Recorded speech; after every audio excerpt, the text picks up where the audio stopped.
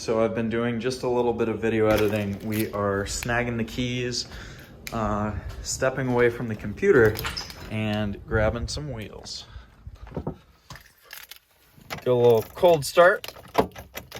Oh, come on. Not really a cold start, I'm cheating. I drove this not too long ago. We got the nice illuminated backup cam, making sure the coast is clear.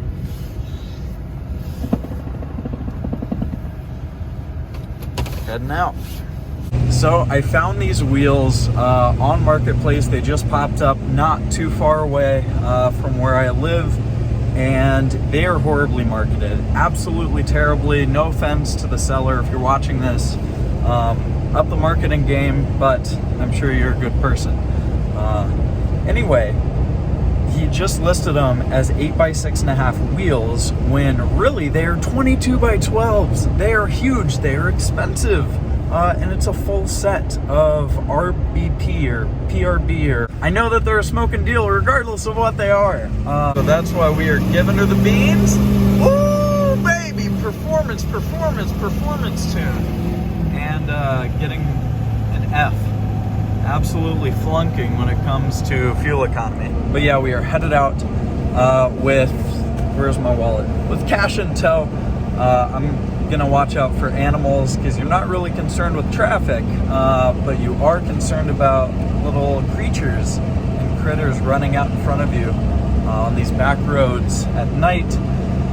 So, headed to the gas station that we're meeting at and snagging these things for dirt cheap. I don't think I'm even going to talk him down too much. Maybe I'll try, but he's meeting part way, so I'm going to comp his gas, or at least keep that factored into the equation.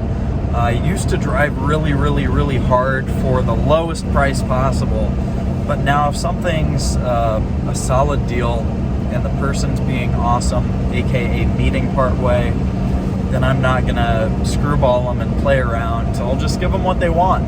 Then I get what I want. It's a win-win. So, see you there. Pulling up to the marathon. Oh, is homeboy here? Yes. Hope he is. My friggin' guy. Yes. Yes.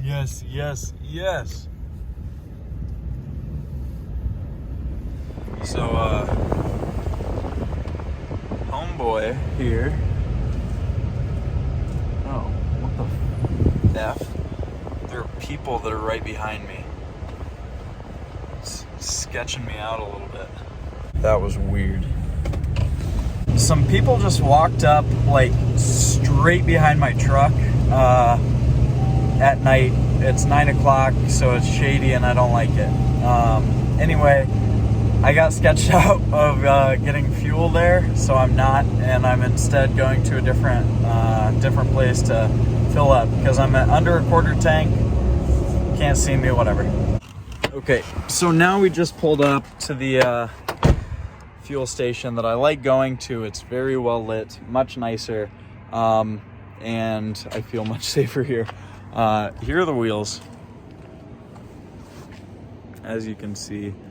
Two center caps missing, decent tread.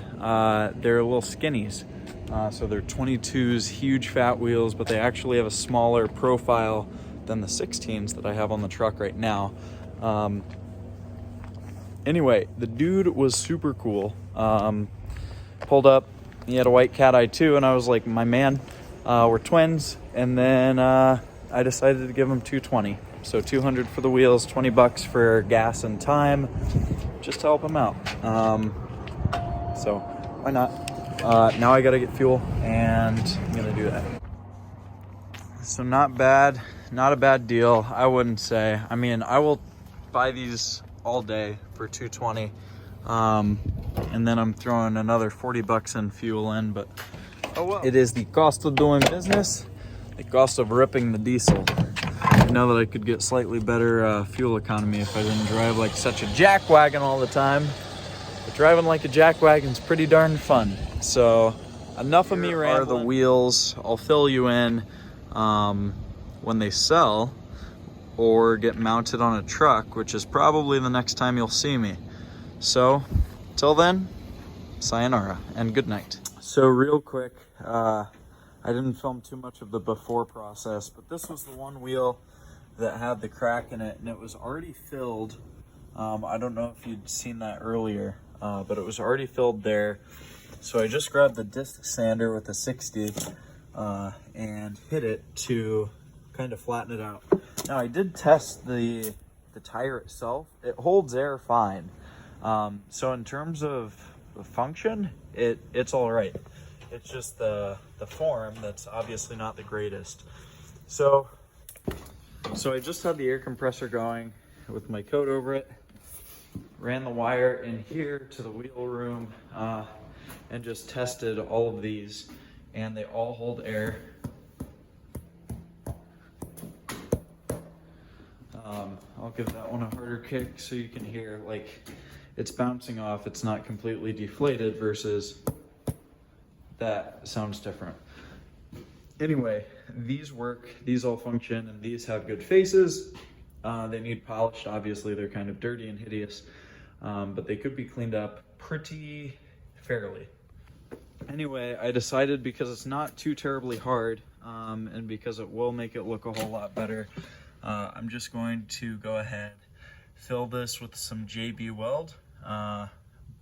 Fill this with just a little bit of JB Weld, which I'd seen online, some other folks doing. It's better than obviously like something like Bondo with no strength, but JB Weld being a metal replacement. And whoever had done this before, I don't know if it was the previous owner, the previous owner, or an actual shop, did it to a functional point.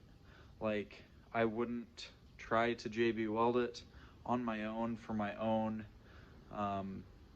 like test, but these were on a truck before I bought it. These held air. It just didn't look that good. So I don't know whatever sort of resin, if they did use JB Weld. It looks like they used two different things, some sort of resin and then maybe JB Weld with the gray there. But I just want to flatten this out, fill in these little indentations, and then do more of a lip so that it snares out a little bit with some JB Weld. So sanded it, gonna clean it with probably brake cleaner or something, and then go for it. So hanging out in the chair after I just sold the wheels. I know it's a little bit yellow, but bear with me. Anyway, I just sold the wheels. They were posted for 850 bucks. I ended up immediately taking 650 because I had so much margin built in. It was really, really easy. I had nearly no money in them, minimal fuel cost to and from where I met the buyer and the seller both, and then a tiny bit of JB Weld, a tiny bit of paint, and that was all. So I had like 225, at most 250 wrapped up into these wheels, sold them for 650, so I made $400 profit in just a couple hours, which was amazing. And the cool part, I want to tell you this quick story before we go. The guy that ended up buying these wheels did so because he wanted to strategically market his truck. So he's not in any of the programs, but he does live nearby, and he was telling me that the reason that he bought these wheels was because right now his truck has stock wheels on them. But he knew that if he wanted to get the click, if he wanted people to view his listing more, he could throw on the cheapest set of nice, flashy aftermarket wheels he could find, and worst case, revert it back to stock, and then probably flip my wheels for even more than he bought it for. See, that's what he planned on doing, and he thought worst case, he can cash out of these wheels for at or slightly more than he bought it for, because he talked me down on the price, and it's the cheapest set of RBP wheels in this area. Obviously, probably the worst condition, but still the cheapest set of wheels. So anyway, that is all for this video, how I made 400 bucks in a couple hours flipping these wheels. How the seller got what he wanted, more space in his garage, how I got what I wanted, which was some more cash in my pocket, and how the end buyer got what he wanted, which was a better marketed truck. It was a win-win-win.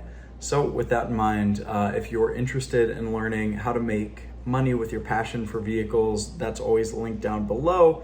like, subscribe, and comment what you want to see more. Do you want to see more wheel flips? Do you want to see more deal breakdowns? Do you want to see me buying more whips?